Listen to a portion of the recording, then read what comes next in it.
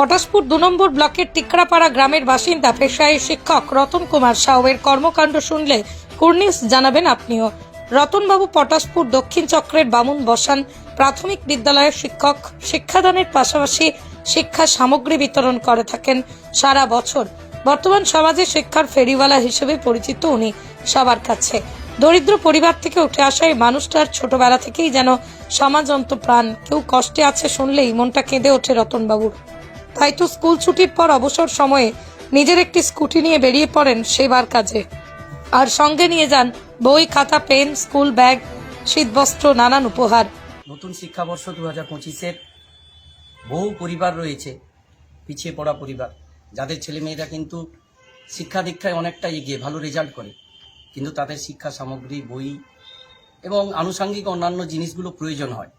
আমরা প্রতি বছর শুরু করি একদম শিক্ষাবর্ষের শুরু থেকে শেষ পর্যন্ত তাদের পাশে থাকার জন্য।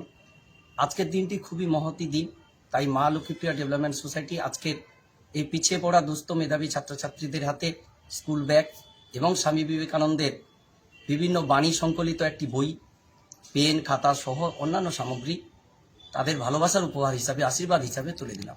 কত সংখ্যক ছাত্রছাত্রীর হাতে এই শিক্ষা সামগ্রী তুলে দিলেন আজ? আজকে আমরা বিভিন্নভাবে কর্মসূচি রাখি, ছোট ছোট করে, এক জায়গায় সবাইকে আমরা আমন্ত্রণ জানাই না।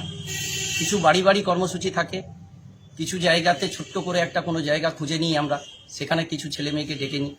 আজকে এখানে প্রায় ১০-১২ জন রয়েছে, সেই ১০-১২ জন ছাত্রছাত্রীর হাতে আজকের এই শিক্ষা সামগ্রী তুলে দিই। মানে মূল উদ্দেশ্যটা আপনার কি রয়েছে এই শিক্ষা সামগ্রী? উদ্দেশ্য হচ্ছে জীবনের সংগ্রামে আজকের যে জায়গাতে এসছি, আমি একটা জিনিস বুঝতে পেরেছি যে শিক্ষার আলোই একমাত্র মানুষকে সঠিক পথ দেখাবে।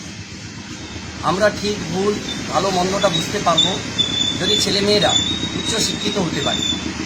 তাই যে সমস্ত ছেলেমেয়েরা পিছিয়ে আছে, লেখাপড়া করে তাদের অ্যাম্বিশন লক্ষ্য পূরণ করতে বাবা মাকে দেখবে, তাদের পরিবারকে দেখবে, তাদের পাশে থেকে তাদের এগিয়ে যাওয়ার জন্য দাদা হিসাবে, বন্ধু হিসেবে, বাবা হিসাবে তাদের অনুপ্রেরণা দিয়ে তাদের পাশে থেকে এগিয়ে যাওয়ার বার্তা দিই। আগামী দিনের চিন্তা ভাবনা, আগামী দিনের চিন্তাধারা একটাই, বহু শুভাকাঙ্ক্ষী মানুষ আমাদের মা লক্ষ্মীপ্রিয়া ডেভেলপমেন্ট সোসাইটির পাশে থাকেন।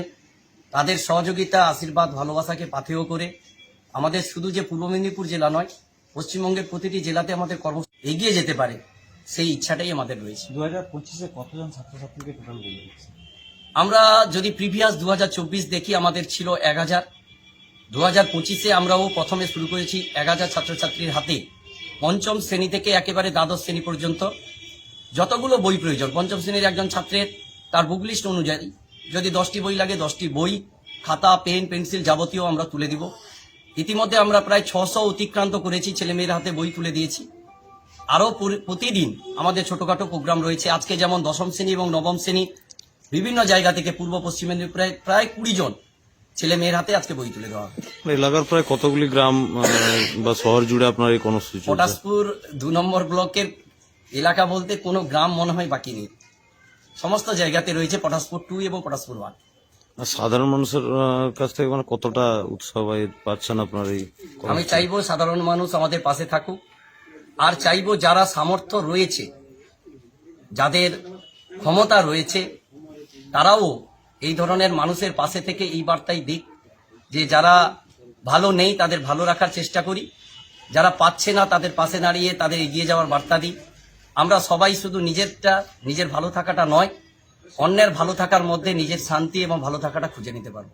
গ্রামে ঘুরে ঘুরে যে সমস্ত দরিদ্র পরিবারের ছেলে মেয়েরা টাকার অভাবে পড়াশোনা থেকে পিছিয়ে পড়েছে, তাদের পাশে যেন ত্রাতা হয়ে দাঁড়ানোই শিক্ষক।